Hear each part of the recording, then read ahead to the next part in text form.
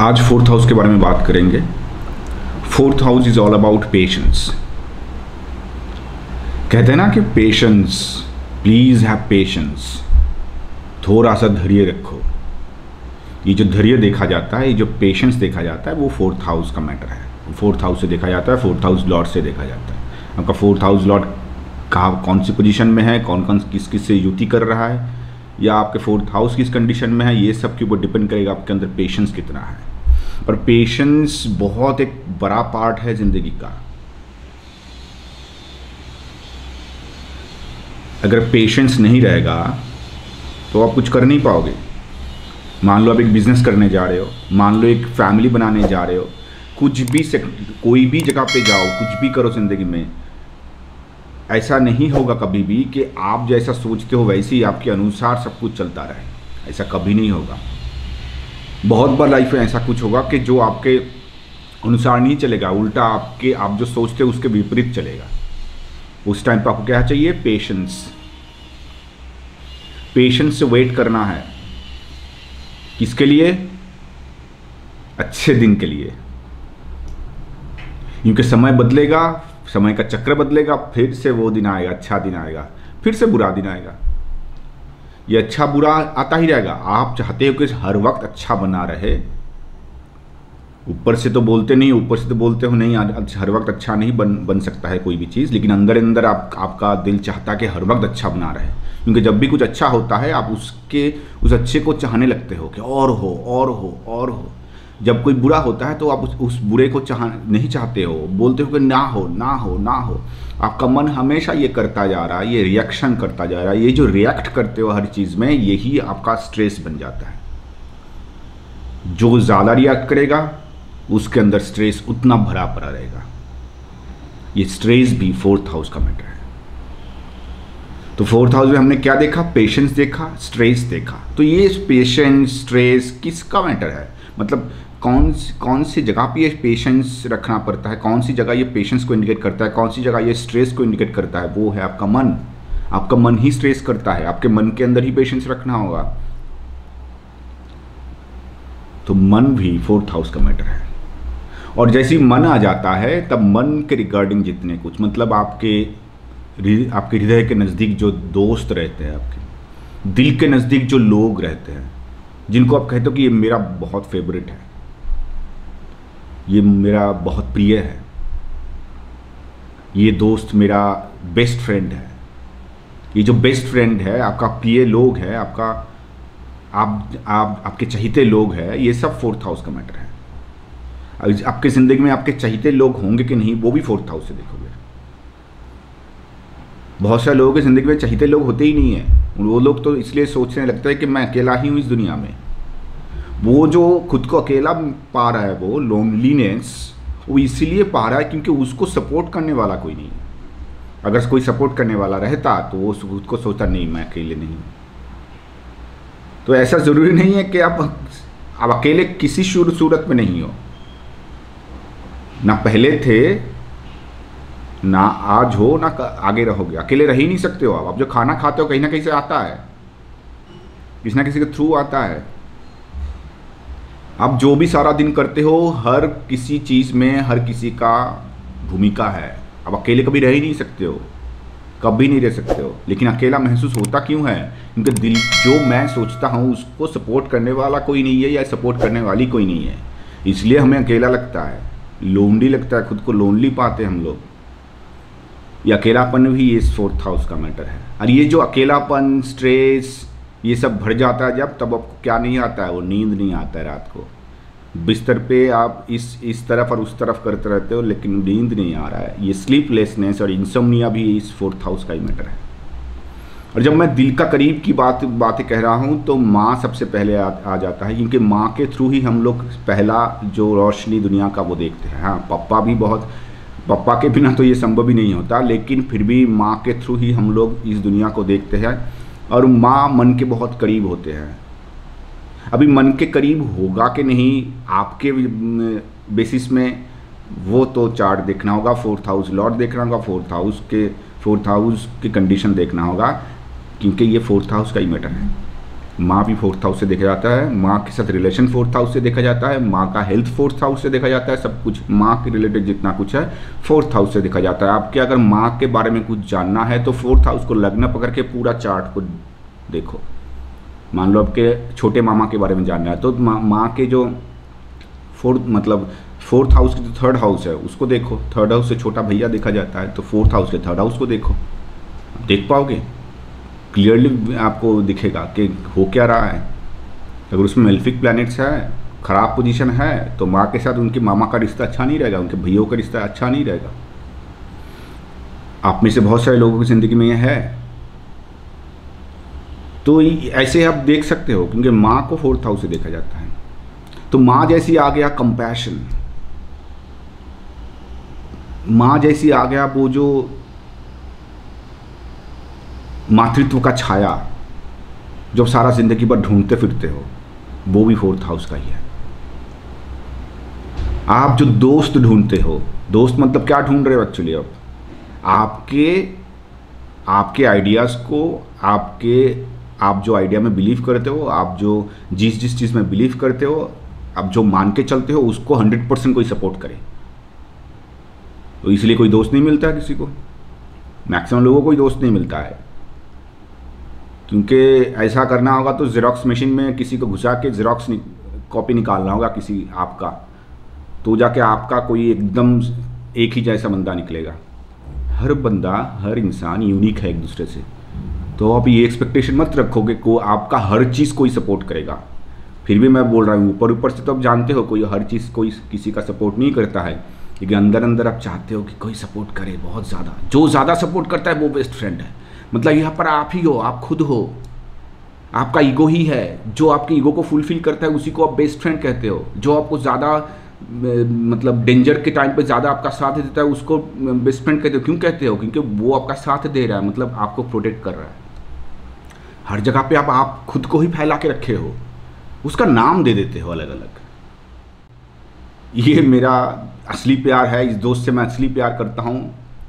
थोड़ा सा हिंदी कोई फिल्म का गाना गा लेते हो, तो ये क्यों कर रहे हो? वो ही दोस्त कल आपके गला काटने आए, देखो गायब हो गया आपका सब दोस्त, दोस्ती वोस्ती सब गया भाड़ में। अभी आप उसका गला काटने में लग जाओगे।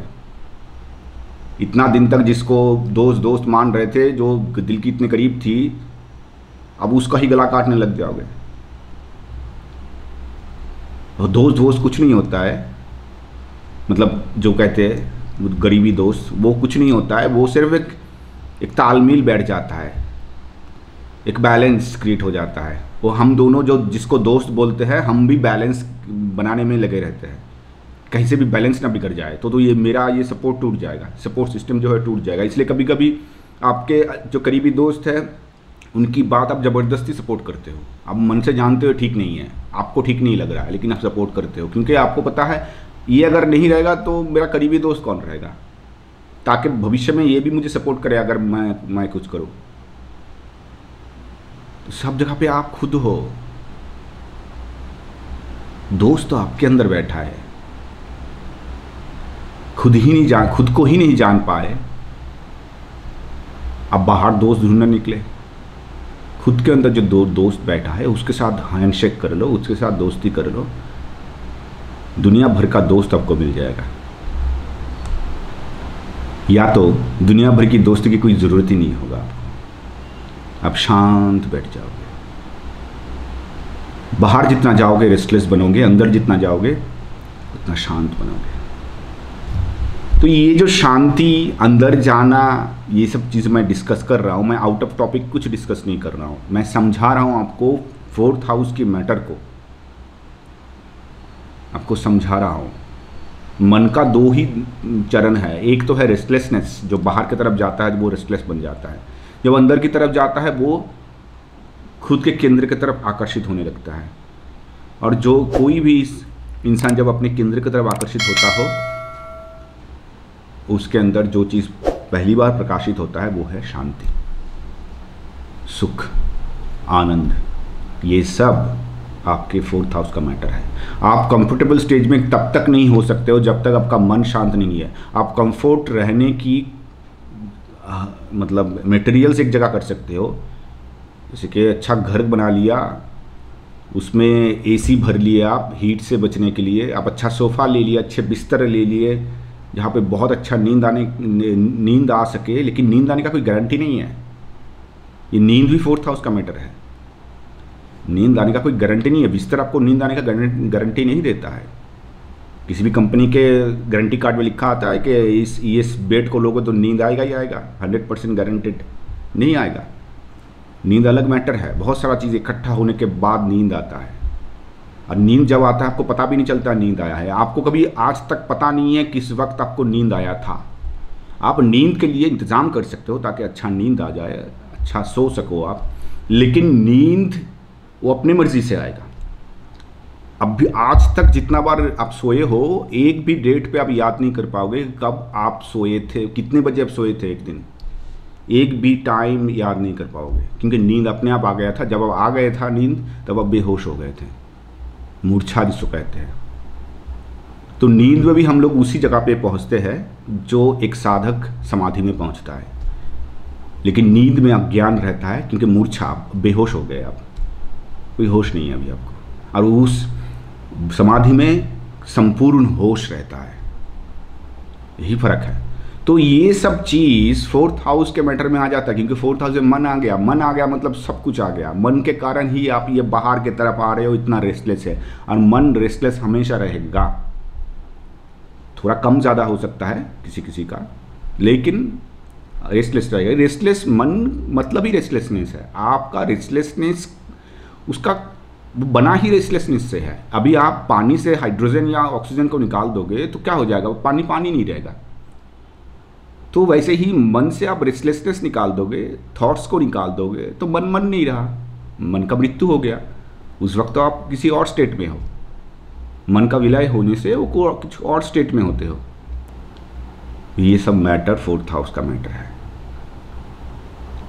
और इसका जो शुरुआत है ये फोर्थ हाउस से ही होता है, लेकिन मैनिफेस्टेशन फिफ्थ हाउस में जाके होता है। जब मैं फिफ्थ हाउस के बारे में बात करूंगा तो बात करूंगा इसके ऊपर। इसलिए फोर्थ हाउस को मोक्षाकारक जो हाउसेस है उसका फर्स्ट हाउस कहा गया है। फोर्थ, 8th एंड 12th ये 3 हाउसेस है, ये मोक्षा त्रिकोणा कहा जाता है इसको। तो फोर्थ हाउस से वो मोक्षा कारकता शुरू होता है। इसलिए जुपिटर इस हाउस में एक्सॉल्टेड है और मार्स इस हाउस में डिबिलिटेटेड है। फोर्थ हाउस से लैंड देखा जाता है, फोर्थ हाउस से आपका व्हीकल्स देखा जाता है। फोर्थ हाउस से व्हीकल्स मतलब 4 wheeler 2 wheeler both. Fourth house से आपका हाउस जहाँ पर रहते हो होम वो देखा जाता है, कितना लग्जरियस होगा कि नहीं। तो ये सब मार्स के अंडर में आता है। मार्स ये सब चीज़ों को सिग्निफाई करता है। लेकिन फोर्थ हाउस का और एक सिग्निफिकेटर है, वो है जुपिटर। जुपिटर जो मेंटल पीस, आनंद, हैप्पीनेस को रिप्रेजेंट करता है। जो हैप्पीनेस आपको उस स्टेट पे जाके ही मिलेगा जब मन का विलय हो जाएगा। मन बोल के कुछ रहेगा ही नहीं।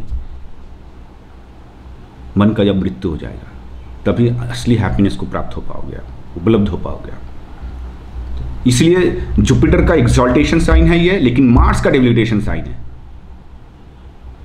क्योंकि असली सुख आप तभी पा सकते हो जब ये लैंड, प्रॉपर्टी, ये जो चारों तरफ अपने इकट्ठा कर रखा है जो संपत्ति, इससे जब छुटकारा पाओगे। छुटकारा मतलब ये नहीं कि आप जबरदस्ती छुटकारा पाने की कोशिश में लग जाओ, वो तो कुछ हुआ नहीं। वो तो आप एक ही एनर्जी को दबाने लगे, वो उससे कुछ होगा नहीं। वो बाद में जाके उसका गलत ही निकलेगा। वो एनर्जी का ट्रांसफॉर्मेशन मेन है इधर। उसका बहुत सारा तरीका हमारे योग शास्त्र में बताया गया है, लेकिन जबरदस्ती नहीं। जबरदस्ती जैसे कि नींद आप नहीं ला सकते हो, अपने आप आता है, वैसे ही कहा जाता है कि जब उसका कृपा होता है तभी ये सब होता है। वो अपने आप आता है। हाँ, आप इंतज़ाम कर सकते हो। योगा, मेडिटेशन, ये सब इंतज़ाम है उस घटना को घटने देने के लिए, उस घटना को होने देने के लिए, उस चीज़ को आपके ज़िंदगी में शामिल करने के लिए आप इंतज़ाम कर रहे हो। वो इनफ है। आप वही कर सकते हो और उससे कृपा मांग सकते हो कि हे प्रभु, मुझ अधम के ऊपर कुछ तो कृपा दृष्टि करो। तो ये है आपका फोर्थ हाउस। मैं फोर्थ हाउस के मैटर समझा रहा हूँ आपको। आपका जो मोक्ष कारक का पहला हाउस है वो समझा रहा हूँ आपको। बहुत इंपॉर्टेंट हाउस है।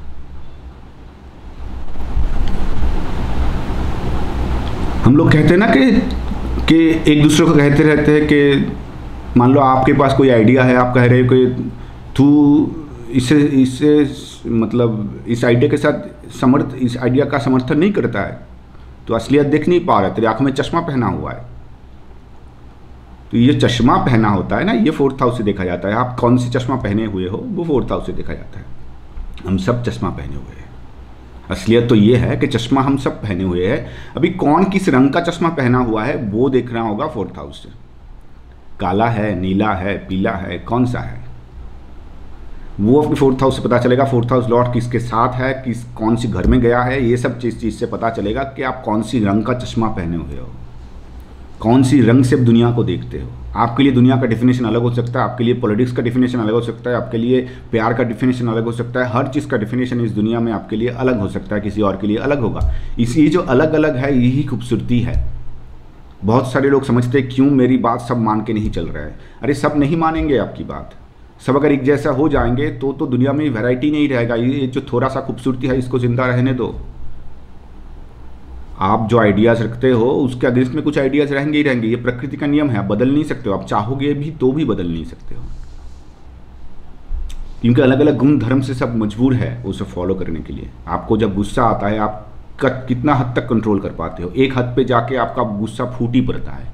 ये जो फूट पड़ते हो आपके कंट्रोल में नहीं था। आप देखो कुछ देर बाद सोचते हो मैंने ऐसा क्या कर दिया, यार मैं तो खुद रेस्टलेस हो गया, कितना शरीर कहाँ पर आया, बीपी हाई हो गया।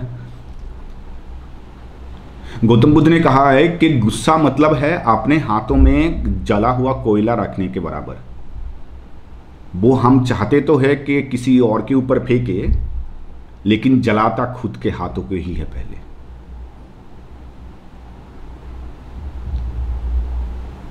तो ये गुस्सा भी इसके अंडर में आता है, 4th हाउस के अंडर में। मैं जो भी डिस्कस करूंगा जान लेना उसके पीछे वही हाउस का मैटर है। मैं आउट ऑफ द टॉपिक कभी भी नहीं जा रहा हूं।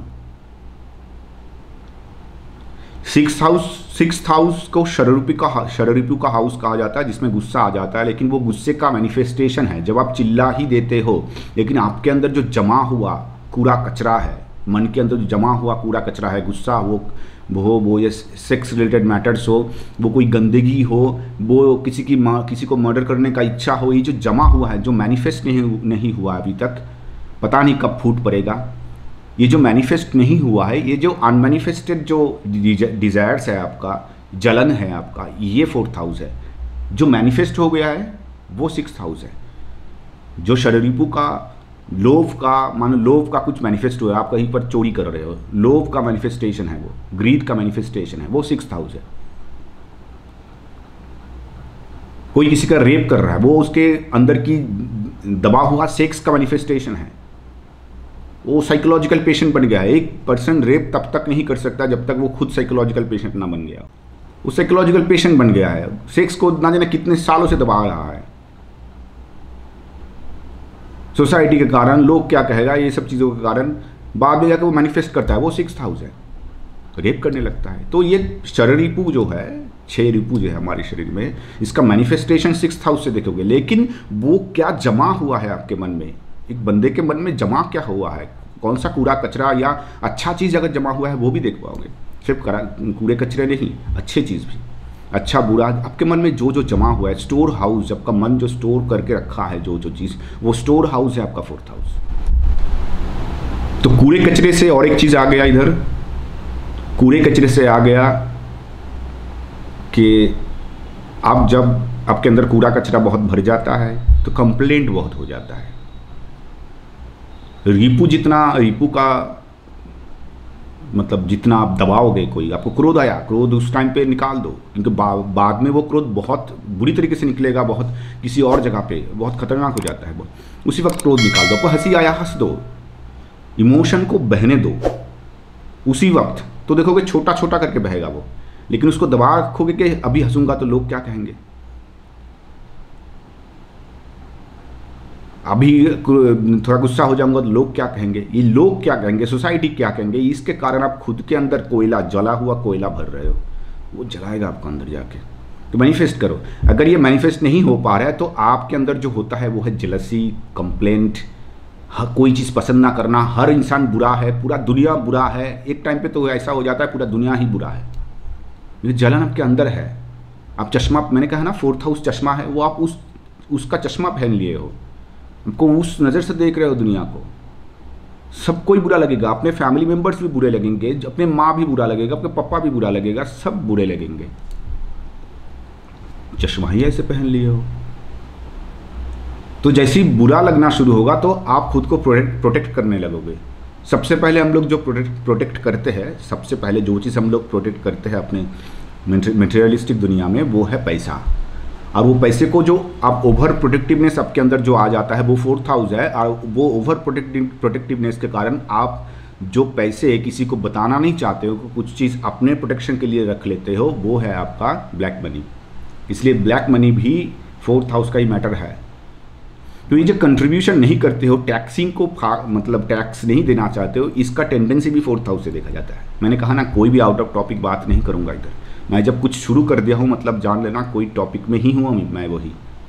तो टैक्सिंग जो नहीं देते हैं, उसका भी टैक्स जो नहीं देते हैं, टैक्सिंग के अगेंस्ट में हैं, वो लोगों का टेंडेंसी भी 4th हाउस और 4th हाउस लॉर्ड से देखा जाता है। बहुत सारे लोग सोचते हैं कि ये टैक्स सिस्टम हमारे इंडिया में है अभी।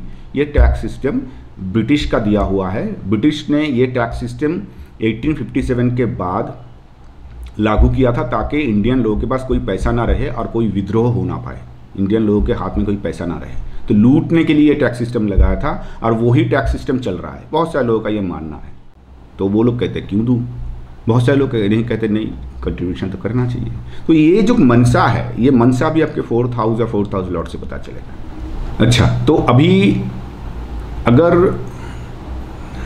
बॉडी पार्ट के हिसाब से देखें तो क्या क्या देखते हैं, जैसे कि 1st house, 2nd house, 3rd house, देखो धीरे धीरे नीचे आ रहे हैं बॉडी पार्ट। शोल्डर और हैंड्स तक हम लोगों ने 3rd हाउस तक देखा। तो अभी 4th हाउस में उसके नीचे आ जाओ, मतलब चेस्ट या ब्रेस्ट, हार्ट, चेस्ट या ब्रेस्ट के रीजन में जो चीज़ आ जाता है वो सब 4th हाउस के अंडर में आ जाता है। बहुत सारे लोगों का मेडिकल एस्ट्रोलॉजी में जब देखोगे, बहुत सारे महिलाओं का ब्रेस्ट कैंसर होता है, तो वो देखने का हाउस ये 4th हाउस ही है। और हार्ट रिलेटेड कोई भी डिजीज़, वो प्राइम हाउस 4th हाउस है। दूसरे हाउस जुड़ जाता है उनसे, दूसरे प्लैनेट्स भी जुड़ जाते हैं, लेकिन 4th हाउस है प्राइम हाउस उसका। हार्ट रिलेटेड कोई भी डिजीज़ हो, हार्ट सर्जरी हो, कोई भी चीज़ हो, हार्ट रिलेटेड कोई भी चीज़ हो, ठीक है। और एक चीज़ 4th हाउस से हम लोग, वो 4th हाउस के चेस्ट के रीजन में क्या आता है, और एक चीज़ आता है, वो है लंग। तो लंग भी यहाँ से देखा जाता है। लंग रिलेटेड कोई भी प्रॉब्लम हो, कोई भी डिजीज़ हो, वो आपको इस 4th हाउस से देखना होगा, 4th हाउस लॉर्ड से ही देखना होगा। जैसे 3rd हाउस के बारे में जब मैं बात कर रहा था, तब बोला था कि 3rd हाउस का सिग्निफिकेटर 2 है, वो है मर्क्यूरी और मार्स। इधर 4th हाउस का सिग्निफिकेटर 4 है। तो सोचो ये 4th हाउस कितना इंपॉर्टेंट है। 4 प्लैनेट्स का सिग्निफिकेशन या कारकत्व इस 4th हाउस से रिप्रेजेंट होता है। जैसे कि 4th हाउस का रिप्रेजेंटेशन मून है, क्योंकि आप देखो 4th हाउस के जो मतलब नेचुरल ज़ोडिएक का जो 4th हाउस है, कलपुरुष का जो 4th हाउस है, वो है कैंसर। तो कैंसर का लॉर्ड स्वामी कौन है, मून है। मून माइंड को रिप्रेजेंट करता है, इसलिए तो 4th हाउस का सिग्निफिकेटर हो गया। जितना भी वर्चुअल चीज़ है, जितना भी चीज़ आपके अंदर है, वो मैनिफेस्ट नहीं हुआ है, वो अंदर है वर्चुअली। वर्चुअल चीज़ 4th हाउस रिलेटेड जो मैटर्स में जितना भी वर्चुअल चीज़ है, जितना भी इमेजिनेशन है, वो सब मून के अंडर में आता है। तो उस रिलेटेड मैटर से अगर देखना है तो 4th हाउस के साथ साथ 4th हाउस लॉर्ड के साथ साथ मून को भी देखना होगा। 4th हाउस रिलेटेड मैटर में जो मटेरियलिस्टिक चीज़ें आता है, वो 2 प्लैनेट्स के अंडर में आता है। एक होता है मार्स, जो कंप्लीट मैनिफेस्टेशन, और एक होता है वीनस, जो उसकी ब्यूटी को बढ़ाता है, जो मैनिफेस्ट हुआ है उसकी ब्यूटी को बढ़ाता है। मैं एग्जांपल देके बताऊं, जैसे कि मार्स लैंड को रिप्रेजेंट करता है, 4th हाउस जो लैंड रिप्रेजेंट करता है उसको मार्स रिप्रेजेंट करता है, प्रॉपर्टी रिप्रेजेंट करता है। लेकिन व्हीकल्स रिप्रेजेंट करता है वीनस। व्हीकल्स कितना सुंदर होगा वो रिप्रेजेंट करता है वीनस, लेकिन व्हीकल का सिक्योरिटी कितना अच्छा होगा। आजकल बहुत सारे लोग सिक्योरिटी के ऊपर बहुत कॉन्शियस हो गए हैं। पहले ज़माने में क्या होता था कि अभी चलो एक गाड़ी खरीदना है तो ले लिया कोई भी गाड़ी, कम दाम का एक गाड़ी ले लिया, या ज़्यादा दाम हो या कम दाम हो, वो सिक्योरिटी को लेके उतना माथापच्ची नहीं करते थे। लेकिन आजकल लोग बहुत सिक्योरिटी को लेके माथापच्ची करते हैं, मतलब सिक्योरिटी को लेके बहुत कॉन्शियस रहते हैं। तो इसलिए जो सब कार में सिक्योरिटी फीचर्स ज़्यादा है और जो सब कार सिक्योरिटी फीचर्स मतलब उसका एक टेस्ट होता है, वो टेस्ट में पास होता है, उसी कार ज़्यादा सेल होने लग रहा है। ये ट्रेंड बढ़ रहा है, शुरू हो गया ट्रेंड कि सिक्योरिटी फीचर्स के साथ गाड़ी खरीदूंगा। बहुत अच्छा ही सही भी है, क्योंकि आप गाड़ी खरीद रहे हो सिर्फ पैसे कम करने के मैटर के लिए नहीं, कम पैसे के लिए नहीं, गाड़ी का शौक पूरा करने के लिए नहीं, गाड़ी चलाओगे भी आप, आपका लाइफ सबसे ज़्यादा इम्पॉर्टेंट है। तो ये जो मटेरियलिस्टिक पार्ट है ये देखता है विनस और मार्स। विनस इस हाउस के कंफर्ट को देखता है। कंफर्ट देखता है मतलब कंफर्ट ये नहीं कि आपको कंफर्ट गारंटी देगा, मतलब कंफर्ट की जो इंतज़ाम करता है, जैसे कि एसी लगा लिया, जैसे कि आपने एक अच्छा सा बेड ले लिया, तो ये जो सोफ़ा ले लिया, मतलब घर को और डेकोरेट कर लिया, होम डेकोरेशन जिसको कहते हैं वो कर लिया, तो ये चीज़ आपके विनर्स में कंट्रोल में आ जाता है। लेकिन ये जो बिल्डिंग है, ये जो पूरा बिल्डिंग, ये जो आप घर खरीद रहे हो उसका चारों तरफ दीवारें हैं, ये कितना पुख्ता होगा वो मार्स देखेगा। वो बिल्डिंग जिस लैंड में खड़ा है वो मार्स देखेगा। जहाँ पर स्ट्रेंथ की ज़रूरत है, बिल्डिंग को स्ट्रेंथ की ज़रूरत है ना खड़े रहने के लिए, मार्स है उधर। इसलिए इधर मतलब ये जो 4th हाउस जो करियर को रिप्रेजेंट करता है, ज़्यादा से ज़्यादा जिस करियर का प्राइमरी हाउस है ये वो है इंटीरियर डेकोरेशन, मतलब होम डेकोरेशन रिलेटेड कोई भी करियर हो, ये 4th हाउस बहुत अच्छा रिप्रेजेंट करता है। जुपिटर 4th हाउस का सिग्निफिकेशन क्या है? हैप्पीनेस। एक घर तो आपने बना लिया, दीवारें है, वो भी बहुत पुख्ता है, बहुत अच्छा डेकोरेटेड है घर, लेकिन सुख नहीं है घर में, पीस ऑफ माइंड नहीं है। वो आपका जुपिटर देगा। वो सुख जो लाता है वो जुपिटर देता है। कारण सुख नॉलेज के कारण नहीं आता है। आप जितना ज्ञानी होंगे उतना सुख मिलेगा आपको। अज्ञानी तो बहुत कुछ इकट्ठा कर लेता ही है, बहुत ज़्यादा इकट्ठा कर लेता है। अज्ञानी मैक्सिमम केसेस में देखा जाता है ज़्यादा इकट्ठा करता है चीज़ें, वो चाहे पैसा हो या घर का कोई चीज़ हो, वो ज़्यादा इकट्ठा करता रहता है, क्योंकि उसको इकट्ठा करने में ही मज़ा है। वो हमेशा सोचता रहता है कि इकट्ठा कर लूँ उसके बाद मैं ये इकट्ठा कर लूँ, उसके बाद मैं भोग करूँगा इसको। लेकिन वो कल में ही रह जाता है, भोग कभी नहीं होता है। एक चीज़ इकट्ठा कर लेता है, दूसरे चीज़ का इकट्ठा करने का मन हो जाता है, दूसरा चीज़ इकट्ठा कर लिया, तीसरे चीज़ का इकट्ठा करने का मन हो जाता है। तो हमारा जिंदगी मैक्सिमम टाइम पे सुखी रहने की प्रस्तुति में ही बीत जाता है। सुखी एक्चुअली रह नहीं पाते हैं। जिस चीज़ को इकट्ठा किया है सुख पाने के लिए, उसको भोग ही नहीं पाते हैं, क्योंकि दूसरा चीज़ सिर उठा लिया, तो उसके तैयारी में ही बीत जाता है। सुखी रहने की तैयारी में ही बीत जाता है। पैसा कमा लूँ, बुढ़ापे में जाके आराम से रहूँगा। बुढ़ापे में जब गया, उसका बुढ़ापे का अपना प्रॉब्लम है, वो स्टार्ट हो गया, तब उसको सोल्यूशन करने में लग गए। तो ये जो वो जो आपने जवानी में सोचा था कि बुढ़ापे में अच्छे से जिएंगे, उसका क्या हुआ? अरे भाई, बुढ़ापे का हर टाइम का एक अपना प्रॉब्लम है उसका। वो चाहे आपका जवानी हो, वो चाहे आपका बचपन हो, वो चाहे आपका बुढ़ापा हो, किसी भी टाइम हो, हर टाइम का एक अपना प्रॉब्लम है। आप अगर कुछ चीज़ कर रहे हो कि आप उस टाइम को ठीक करोगे फ्यूचर में जाके, इसके लिए पास्ट में, इसके लिए अभी से कुछ तैयारी कर रहे हो, आपका वो प्लान सही नहीं जाएगा, कभी नहीं जा सकता है। आज तक बहुत सारे लोगों ने ट्राई करके देखा है, आप भी कर सकते हो, लेकिन वो बुज़दिली होगा। अच्छा ये है, अभी जी लो। जो इकट्ठा कर रहे हो, पैसा हो, कुछ भी हो, उसको अभी भोग लो। भोगना ही है ना, तो अभी भोग लो। क्या फ्यूचर के लिए जमा कर रहे हो कि फ्यूचर में भोगेंगे? तो ये जो हैप्पीनेस है, अभी भोगने का हैप्पीनेस है, ये जुपिटर देता है। इसलिए जुपिटर न्यूमरोलॉजी में भी नंबर 3 को दर्शाता है। नंबर 3 प्रेजेंट में जीता है। जो है अभी भोग लूँ, कल क्या पता, अभी भोग लूँ, कल के लिए रखना। वो जो रखना है वो अपने आप रह जाएगा। आप सोचते हो कल के लिए नहीं सोचेंगे तो क्या क्या क्या होगा मेरा कल? जो रहना है वो अपने आप रह जाएगा। ये रहस्य को, जो जिंदगी के जो रहस्य को समझ लोगे कि आप इसको कंट्रोल नहीं करते हो। प्रकृति की कुछ नियम है, कुछ गुण है, उसके द्वारा ये सब कंट्रोल होता है। वो रहस्य को जब समझ जाओगे तब देखोगे कि मैं कर क्या रहा था? आपके अपना श्वास, जिसको कहते हो कि मैं श्वास ले रहा हूँ, उस श्वास भी आपके कंट्रोल में नहीं है। अगर श्वास कंट्रोल में नहीं रहता, आपका ब्रीदिंग अगर कंट्रोल में रहता, तो आप मरने के टाइम पे श्वास लेते रहो, मरोगे नहीं कभी। श्वास अपने हिसाब से आया था, अपनी इच्छा से आया था इस शरीर में, वो अपनी इच्छा से ही जाएगा। श्वास ही कंट्रोल में नहीं है। ये लीवर अपने आप काम करता है, ये हार्ट अपने आप काम करता है, किडनी अपने आप काम करता है। आपके बॉडी के हर पोर्शन, हर बिंदु, हर कोश, हर सेल अपने आप काम कर रहा है। कुछ भी आपके कंट्रोल में नहीं है और आप अपना हम भाव जता रहे हो इसके ऊपर, मैं कंट्रोल करूँगा सब कुछ। तो माया को जिसने ही कंट्रोल करने गया, वो चारों खाने चित हुआ। माया हो या काया हो, कंट्रोल करने मत जाओ, सिर्फ इसको जी लो। ये जो अवसर मिला है, इस ज़िंदगी एक अपॉर्चुनिटी है जीने का। मतलब इसको ये सृष्टि का में जो सुख छुपा हुआ है, जो आनंद छुपा है, उसको अलग अलग तरीके से भोगने का, अलग अलग तरीके से उसको जीने का एक अवसर मिला है आपको। उसको अवसर को, उस अपॉर्चुनिटी को खो रहे हो आप। किसमें? और अच्छे से जीने की तैयारी में रह रहे हो आप, जी नहीं पा रहे हो, तैयारी में बीत जा रहा है।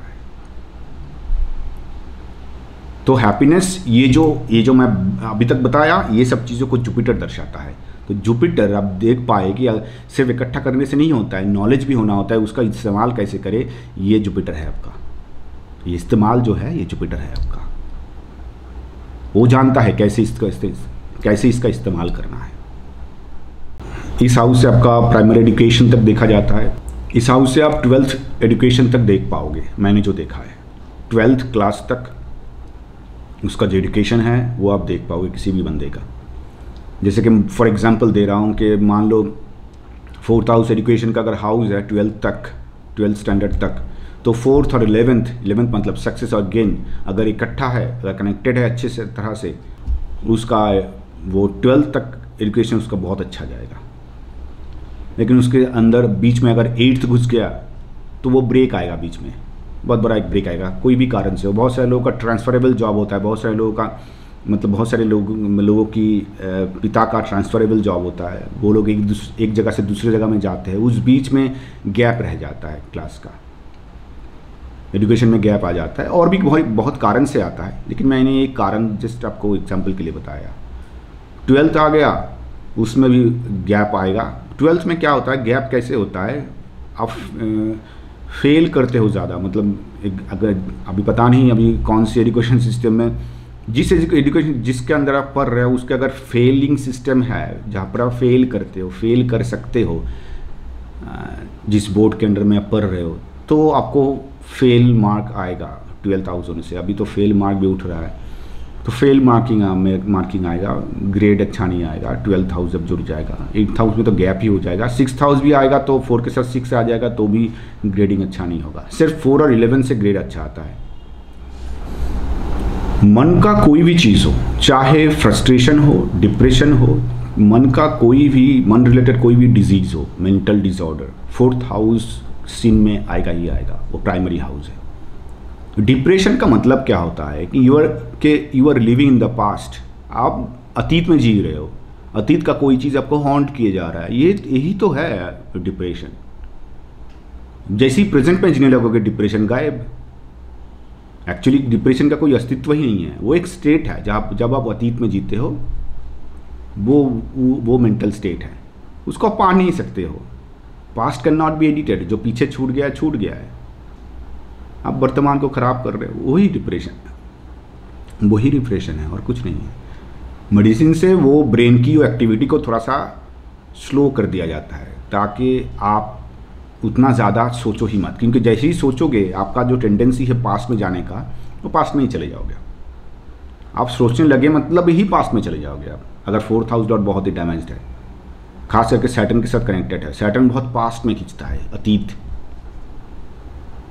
सैटर्न का प्रेजेंस है, या सैटर्न खुद 4th हाउस लॉर्ड के साथ बैठा है, या 4th हाउस लॉर्ड 8th में या 12th में बैठा है, कहीं से भी एफ्लिक्टेड है, तो वो पास्ट में ज़्यादा खींचेगा उसको। पास्ट हमेशा वो पास्ट के बारे में सोचता रहेगा। अगर प्रेजेंट में उसके सामने एक अच्छा पर्सन बैठा भी है जो उसको साथ देने के लिए राज़ी है, उसको पहचान ही नहीं पाएगा वो, क्योंकि हर वो चीज़ वो पास्ट से कंपेयर करता है कि हाय हाय मैंने क्या खो दिया।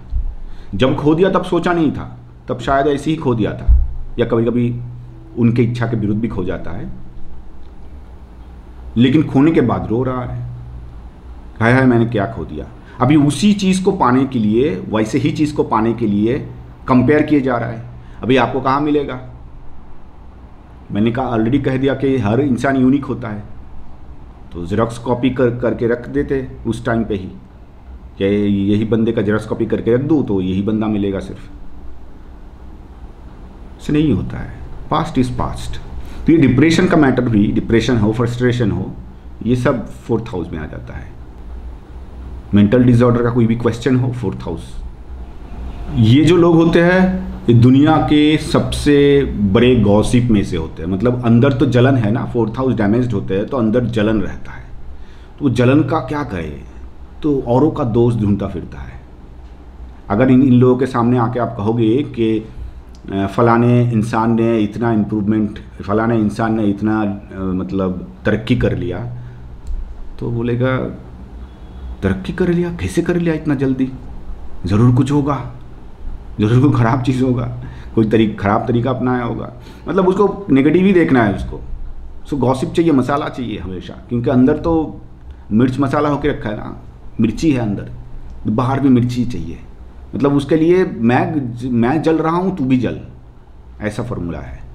तो 4th हाउस रिलेटेड जो चीज़ है, 4th हाउस अगर ऐसे ही एफ्लिक्शन में रहा तो ये चीज़ बहुत देगा। इन लोगों से थोड़ा सावधानी बरतना, इन लोगों को कुछ समझाने मत जाना, ये लोग समझेंगे नहीं। इन लोगों को ज़िंदगी ही समझाएगा, ज़िंदगी ही सबसे बड़ा शिक्षक होकर इन लोगों को समझा सकता है, आप नहीं समझा सकते हो। 4th हाउस रिप्रेजेंट्स आपका होम एनवायरनमेंट कैसा होगा, आपके लिए सपोर्टिव होगा या नहीं होगा। बहुत सारे लोग वो कहते हैं कि जैसे ही ऑफिस से आता हूँ मुझे लगता है कि भाग जाऊँ घर से, ऑफिस से घर जाने का मन ही नहीं होता है। ये जो जिन लोगों को ऑफिस से घर जाने का मन ही नहीं होता है, इन लोगों का 4th हाउस देखो, बहुत डैमेज पाओगे। घर में पीसी नहीं है, तो होम एनवायरनमेंट जो होता है वो 4th हाउस से देखोगे हमेशा। इस हाउस से लॉस ऑफ फेम भी देखा जाता है, लेकिन चीज़ों को समझो पहले, लॉस ऑफ फेम कैसे देखा जाता है। फेम देखा जाता है 5th हाउस से। 5th हाउस का मैटर है फेम। 5th हाउस का 12th हाउस ये है। तो मैंने कहा था कि 12th हाउस होता है किसी भी हाउस से, उस हाउस का 12th हाउस है उस पहले हाउस का लॉस का हाउस। तो 5th हाउस का लॉस का हाउस है 4th हाउस, क्योंकि 4th हाउस है 5th हाउस है 12th। तो 5th हाउस से फेम देखा जाता है, तो लॉस ऑफ फेम भी इस घर से देखा जाता है। लेकिन किस तरह से, कौन सा टाइप का फेम, मतलब कैसे आपका फेम का लॉस करवाता है वो समझना है। 4th हाउस कैसे क्या करता है, आपको फैमिली एनवायरनमेंट में इतना उलझा देता है, फैमिली मैटर्स में इतना उलझा देता है, आप इतना रेस्टलेस स्टेट में रहते हो कि बाहर जो करना है आपको फेम पाने के लिए उसमें आप कंसंट्रेट ही नहीं कर पाते हो। आपका मैक्सिमम एनर्जी वो मन के रेस्टलेसनेस में ही बीत जाता है। मैक्सिमम एनर्जी होम एनवायरनमेंट को ठीक करने में ही बीत जाता है, मैक्सिमम एनर्जी। तो आप, और ये हाउस जेलसी भी देता है अगर 5th हाउस प्रॉब्लमेटिक है। तो जो लोग इतना जेलस होते हैं वो लोग औरों से मिल कैसे पाएंगे, वो लोग और कोई लोग उनको फॉलो कैसे करेंगे, नहीं करेंगे, वो तो उनका तो बदनाम होगा, फेम तो दूर की बात है। तो लॉस ऑफ फेम इस हाउस को कहा जाता है, इस हाउस से भी देखा जाता है। अभी कुछ हाउस कॉम्बिनेशन को लेकर बात करें, सब हाउस कॉम्बिनेशन नहीं बताऊंगा, पर जो एग्जाम्पल दूंगा उसके थ्रू आप बहुत कुछ जज कर पाओगे, आप दूसरे हाउस को भी इसके साथ जोड़ पाओगे। तो 4th हाउस प्रॉपर्टी है। तो मैंने कहा था कि 3rd हाउस के डिस्कशन के टाइम पे कि 3rd हाउस में तो परचेस ऑफ प्रॉपर्टी देखते हो, लेकिन वो जो परचेस ऑफ प्रॉपर्टी है उसका जो इन्वेस्टमेंट है वो आप कैसे इन्वेस्ट करोगे। मतलब मान लो आप लोन लोगे या खुद के कैश से निकालोगे, ये जो मैटर है ये 3rd हाउस का मैटर है, क्योंकि वो 4th से 12th है।